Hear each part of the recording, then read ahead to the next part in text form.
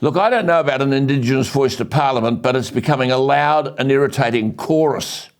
In the final report to the Australian Government on the Indigenous Voice, dated July 2021, it says, and I quote, Aboriginal and Torres Strait Islander peoples have long called for a greater say on the services, policies and laws that affect their lives to overcome their present level of exclusion from decision-making about the matters that affect them, unquote.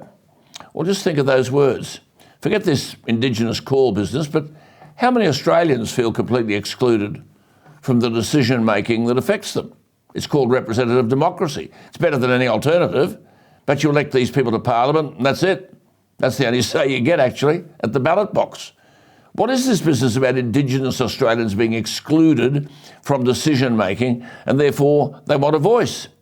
But the final report to government also says that, and I quote, engagement with the national voice would ideally occur early in the development of relevant laws and policies to allow for a partnership approach.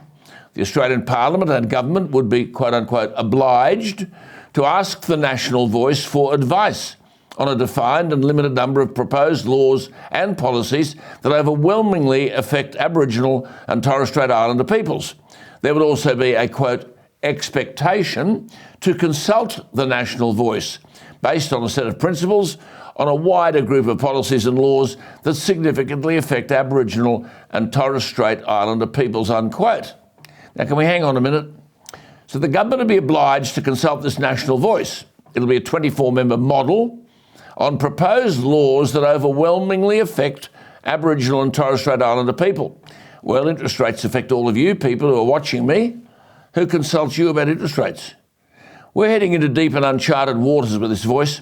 Let's bring in Professor James Allan, the Garrick Professor of Law at the University of Queensland. He has wide international experience and writes splendidly, thank goodness, for newspapers and articles and weeklies, including The Australian, Spectator Australia and Quadrant. He has made it clear that, like me, he's against this voice, quote, his words, on all sorts of grounds.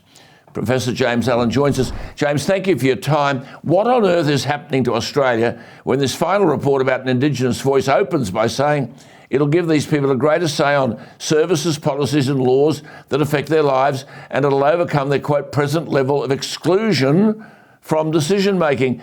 Professor Allan, are they excluded more than other Australians? Well, if you're into the identity politics, you'd note that they're overrepresented in Parliament.